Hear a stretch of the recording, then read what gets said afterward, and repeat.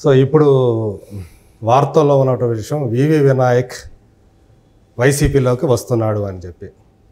So ఏంటి నిజమేనా? నిజానికి వినాయక్కి రాజకీయాల మీద ఇంట్రెస్ట్ ఉందా?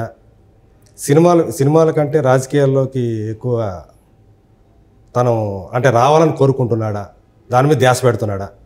అంటే ఇప్పుడు నేను కూడా ఈవేళ పేపర్లో సోషల్ మీడియాలో చూశానండి, ఏలూరు నుంచి కానీ కాకినాడ నుంచి కానీ ఎంపీగా నుంచి ఉంటారని. అది ఏంటంటే మాకు బాగా దగ్గరగా ఉంటాం, కానీ నేను ఆయన నోటితో మాత్రం వినలేదు. ఇంకా ఇది నిజం అబద్ధాన్ని విషయం డిసైడ్ చేసింది ఆయనే. ఓకే. అయితే అంతకుముందు ఒకసారి జగన్ గారిని కలవటం, మొన్న జగన్ గారి పుట్టినరోజు రోజున జగన్ గారి శుభాకాంక్షలు చెప్పడం, ఇవన్నీ జరిగినాయి. అంతకుముందు నుంచి కూడా మార్కెట్లో ఉందండి, ఇది ఎంపీగా పోటీ చేస్తారు అనే ఉద్దేశంతో. ఈయన జగన్ గారి అభిమానే, ఇలా బ్రదర్ కూడా మొదటి నుంచి జగన్ అభిమానం, అంటే పార్టీ పెట్టినప్పటి నుంచి వైసీపీ పెట్టినప్పటి నుంచి జగన్ అంటే అభిమానం. జగన్ గారికి ఇష్టమైన వ్యక్తే. ఓకే. జగన్ గారి మేనమా ఉన్నారు కదండి, వాళ్ళు వీళ్ళ ప్రొడ్యూసర్లే కదా, అంతమంది యోగి సినిమా తీశారు కదా. అవునవును. అలాగా ఉంది, అనుబంధం ఉంది వాళ్ళకి. కానీ ఈయన పాలిటిక్స్ ఎందుకు వెళ్తున్నారు అనే విషయం నాకు తెలియదు ఇంకా. ఓకే. అంటే నాకు తెలిసి యాక్చువల్గా ఈయన మెగా ఫ్యామిలీకి దగ్గరగా మెసలే వ్యక్తి కదా. ఒకవేళ ఒకవేళ జనసేనకి కొంచెం సానుభూతి పరుడుగా ఉంటాడేమో అని చెప్పేసి అనుకుంటూ ఉన్నారు. అది ఎన్ని నిజాలంటే ఆయన నోటి చెప్పాలి మనకి. మాకైతే జగన్ గారు, మన చిరంజీవి గారికి చాలా ఇష్టమైన వ్యక్తుల్లో వినాయక్ కూడా వాళ్ళంటే చాలా ఇష్టం కదా. అంటే జగన్ గారు, వినాయక్ గారు, చిరంజీవి గారు అయితే ఇంకా పర్సనల్గా చాలా మంచి ర్యాపోర్ట్ ఉన్న వ్యక్తులు. ఆటోమేటిక్గా పవన్ కళ్యాణ్ అంటే మీరంటే మెగా ఫ్యామిలీ కాబట్టి. అయితే ఇప్పుడు దీంట్లో ఎందుకు ఈ కలర్ వచ్చింది అనే విషయం నాకు కూడా ఇంకా అందలేదు. ఆయన కూడా ఊళ్ళో లేరు ఇప్పుడు, ఈవేళ ఫోన్లో టెస్టులు లేరు. మీకైతే బాగా సన్నిహితుడే కదా, బాగా సన్నిహితులు. మాకు ఏం కష్టం అన్నీ చెప్పుకుంటాం, మనం మాట్లాడుకుంటాం.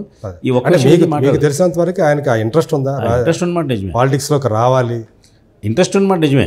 అది ఏలూరు నుంచి ఉంటారు, బేవర్ నుంచి, పాలకొండ నుంచి ఉంటారు, అలాంటి విషయం నాకు తెలియదు. కానీ ఎంపీ అనేది క్లారిటీ ఉందా?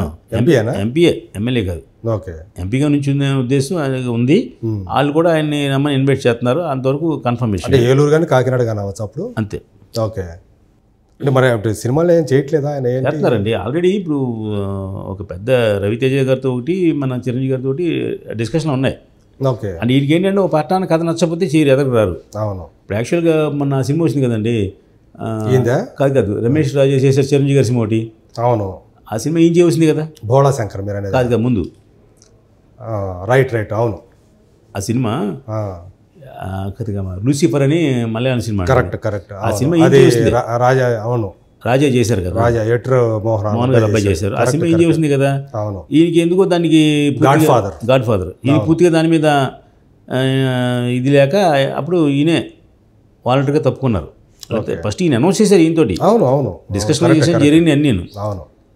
మొత్తం ఎందుకో పెద్ద మనసు పెట్టలేదు దాని మీద. అందుకని ఆ సినిమా ఆయన చేశారు. అది ఎందుకు వినాయక్ ఎలాగ అవుతారు? యాక్చువల్గా తను యాక్టర్గా కెమెరా మీదకి వచ్చాడు. శివయ్యనో ఒకటి స్టార్ట్ చేశారు, సీన్ స్టార్ట్ చేసి మళ్ళీ మళ్ళీ ఆపేశాడు. అదేమో కథ నచ్చగా ముందేమో వీళ్ళు ఒక లైన్ ఇది అనుకున్నారు, ఆ లైన్ బెటర్ చేద్దాం అనుకున్నారు. బెటర్ అవ్వలేదు ఆ సినిమా కథ. అందుకే దిల్రాజు గారు ఓపెనింగ్ చేశారు కదా బర్త్డే రోజున. అవును. అందుకని ఆయన ప్రొడ్యూసర్, దిల్రాజు గారు ప్రొడ్యూసర్. అందుకని ఆ సినిమా ఆగిపోయింది. తర్వాత ఇంకోటి రీమేక్ కొన్నారు, మలయాళం నుంచి, అక్కడ కన్నడ నుంచో, తమిళ నుంచో. ఆ రీమేక్ చేద్దామని కొంచెం ప్లాన్ చేశారు. తర్వాత మళ్ళీ అది ఎందుకో అది ట్రాక్ ఎక్కలా. ఇప్పుడు ఆయన శ్రేయభిలాష్ అనుకుంటారు కదా. అవును. అంటే అది హీరో అంటే ఫైట్లు డ్యాన్సులు చేసే హీరో కాదు, అదొక ఉదాత్తమైన కదా, మెయిన్ రోల్ చేద్దాం అనుకున్నారు. అది చేయలేకపోయారు. అది అలా ఉండిపోయింది. అది ఇంకా ఆ కథ కూడా రీమేక్ కథ కూడా కొన్నారు. ఈయన దగ్గర ఉందండి. ఇప్పుడు ఈ పాలిటిక్స్ అనే విషయం నేను కూడా పొద్దునే చూశాను. అంటే ఇంత స్పీడ్గా పావులు కదుపుతారని నేను అనుకోలేదు. అంటే ఏముంది, దగ్గరకు వచ్చేస్తున్నాయి కదా. మార్చి 6 అని కొంత పేపర్లో వేశారు. చాలా మొత్తానికి ఒక 3 నెలల్లో, ఏప్రిల్లో కన్ఫర్మ్. మధ్యలో అయితే 3 నెలలే ఉంది గ్యాప్. మార్చి ఏప్రిల్ కన్ఫర్మ్. అదేనండి, ప్రతి మనిషికి గోల్ ఉంటుంది కదా. ఆయన సరదా ఆయనకు ఉంటుంది. ఎంపీ అయినందు మాత్రం డైరెక్షన్ దీనికి సంబంధం లేదు. అది పని చేస్తారు. ఆల్రెడీ ఒక స్క్రిప్ట్ రెడీగా ఉంది. కానీ ఆయనకి మనసులో అంటే ప్రజలకి సేవ చేయాలి అనే యాంగిల్ కోరిక ఉంది. అంటే వాళ్ళ ఫాదరు చాగల్లో ప్రెసిడెంట్ చేశారు, ఇప్పుడు వాళ్ళ బ్రదర్ చేస్తున్నారు అక్కడ. ఓకే. అందువల్ల ఆ ఫ్యామిలీ కొంచెం. ఏ ప్రెసిడెంట్? పంచాయతీ ప్రెసిడెంట్. అంతే. అవును. ఆ బ్లడ్లో ఉంది. ఫాదర్ కానీ బ్రదర్ కానీ ఈయన కానీ అక్కడ ప్రజలకు దగ్గరగా ఉండటం అనేది ఉంది. చారిటీ ఉంది, సేవా కార్యక్రమాలు ఉన్నాయి, అన్నీ ఉన్నాయి, బాగా చేస్తారు. ఇప్పుడు ఈ పొజిషన్లో అంటే కొంచెం అటువైపు ఆంధ్రాలో యాంటీగా ఉంది కదండి. మరి ఆ టైంలో మరి ఈయన ఎప్పటి నుంచో అనుకున్న మాట కోసం వైసీపీకే నేను అనుకుంటున్నా. అదేలేండి. ఇప్పుడు ట్రెండ్ మారుద్ది కదండి. ఇప్పుడు మన ఇక్కడ ఎంతమంది వరకు కేసీఆర్ గారు తిరగలేదు కదా. అవును. ఇప్పుడు ఏమైంది మరి? ఎవరు ఊహించలేదు కదా, కేసీఆర్ గారు ఊహించలేదు. అవును, అందు గురించి మనం చూస్తున్నాం వైసీపీలో అభ్యర్థుల మార్పు అనేది ఎట్లా జరుగుతూ వస్తుందో. మొన్న చంద్రబాబు నాయుడు గారు అరెస్టు. అవును, పార్టీలోనే అంతర్గతాలు మనం చూస్తా ఉన్నాం వైసీపీలో. మీ మీడియా వాళ్ళు ఏమో రోజు గురునాథం వెళ్ళిపోతున్నాడు, రోజు వెళ్ళిపోతుంది, వాళ్ళు వెళ్ళిపోతున్నారు, వీళ్ళు వెళ్ళిపోతున్నారు, రోజు ఏమో టీవీలో చూపిస్తున్నారు, పేపర్లో చూపిస్తున్నారు. వస్తానే ఉంటాయి కదా. మరి ఇప్పుడు 70 మంది అభ్యర్థుల్ని మార్చే అవకాశం ఉంది సిట్టింగ్ ఎమ్మెల్యేలు అని చెప్పేసి ఉన్నప్పుడు చెప్పేశారు ఆల్రెడీ పల్లె మార్చేస్తున్నామని. వాళ్ళేమో ఏం చేద్దాం ఉందామని ఆలోచిస్తారు. ఓకే. ఇప్పుడు ఎవరు అన్నీ రాంబాబు అని ఒక ఆయన చెప్పాడు, నేను నాకు సీటు ఇవ్వకపోయినా నేను ఆ పార్టీలో ఉంటాను, నేను బయట దూకను, నేను అక్కడే ఉంటాను, నేను రిటైర్ అయిపోతాను అన్నాడు ఆయన. ఓకే. అలా వాళ్ళు వాలంటరీగా వచ్చేవాళ్ళు ఉన్నారు. ఇంకా రకరకాల పాలిటిక్స్లు అండి. నేను పాలిటిక్స్ మాట్లాడాను. అంటే మీ ఉద్దేశంలో ఒకవేళ ఆయన వచ్చాడు, ఒకవేళ నిలబెడితే ఏంటి పరిస్థితి ఆయనకున్న? మేము చేస్తాం, మేము ఆయన ఫ్రెండ్స్ కదండి, ఫ్యామిలీ మెంబర్స్ లాంటి వాళ్ళు మేము. ఆయన ఉంటే పూర్తిగా అక్కడే ఉంటాం మేము. అంటే మీరు సపోర్ట్ చేస్తారా లేకపోతే ఎందుకు ఈ ఆలోచన అని చెప్పేసి డిస్కస్ చెయ్యం. ఇప్పుడు ఆయన నమ్ముకున్న దానికి మేము సపోర్ట్ చేయడం మా డ్యూటీ అది. మా అందరికీ ఆయన చాలా ఇష్టమైన వ్యక్తి. ఆయన నిజంగా సెంటిమెంట్గా కూడా ఆయన ప్రాణం ఇచ్చే మనిషి అందరికీ. అంటే ఫ్యామిలీకి ప్రాణం ఇవ్వడం సహజం, మిత్రులు కూడా ఆయన ప్రాణం ఇచ్చే మంచి మనిషి. ఇప్పుడున్న పరిస్థితులు అంటే లాస్ట్ టైం అయితే ఎట్లా ఉండేదో తెలియదు కానీ ఇప్పుడున్న పరిస్థితుల్లో అది మీరు అది కరెక్ట్ డెసిషన్ అని చెప్పేసి ఒకవేళ నిజమైతే కనుక సరైన నిర్ణయం అని మీరు అనుకుంటున్నారు? అంతకుముందు చెప్పాను. ఇప్పుడు అక్కడ కొంచెం యాంటీగా ఉన్న టైంలో కరెక్ట్ డెసిషన్ అంటే ఇప్పుడు ఈయన పర్సనల్ ఇన్ఫ్లుయెన్స్ మీద నెగ్గాలి. ఇప్పుడు పార్టీ సపోర్టు కొంతవరకు పనిచేస్తుంది, కొంత ఇన్ఫ్లుయెన్స్ కూడా ఆయన వ్యక్తిగతం ఉన్నటువంటి పేరు. ఇప్పుడు అందరూ 170 మంది ఎమ్మెల్యేలు ఊడిపోరుగా, 10 మంది ఎంపీలు ఊడిపోరు కదా. అంటే ఎంతో కొంత జరుగుతుంది కదా, ఆ జరిగిందని నేను ఉంటారు. బికాజ్ ఈయన ఇండివిజువాలిటీ ప్లస్ మంచివాడు అనే ఒక పేరు, ఆ సెంటిమెంట్ అందరికీ అందుబాటులో ఉండే వ్యక్తి. ఇలాంటి వాటిలో వస్తారు డౌన్ టు ఎర్త్ పర్సన్. అంటే మనం ఖచ్చితంగా ఆయన అంటూ ఎలక్షన్ నుంచి ఉంటే మేము అక్కడే బెషాన్ని పెడతాం. అంతేనా? ఎందుకంటే మాది కూడా సొంత జిల్లా కాబట్టి ఇక్కడ పార్టీతో సంబంధం లేదు, మాకు వ్యక్తితో సంబంధం. ఓకే. మేము వేరే పార్టీ వినయ్ కోసం పని చేస్తారు. అయ్యో, మేము అందరం ఒకరు కాదు, ఆయన టీం అంతా పనిచేస్తాం అక్కడ.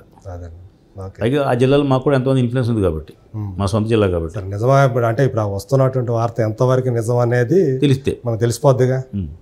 ఇప్పుడు ఆయన చెప్తేనే మనకు నమ్మాలి. అదే. ఇప్పుడు ఆయన ఎవరో బయట వాళ్ళు చెప్పారు, ఆయన చెప్పకపోయినా నిజమైతే కనుక తెలిసిపోద్ది, బయటకు వచ్చేస్తుంది. అది ఎంతోమంది నిజం ఉంది, ఎవరి సైడ్ నుంచో బయటకు వచ్చేస్తుంది. ఎంతోమంది నిజం ఉందండి.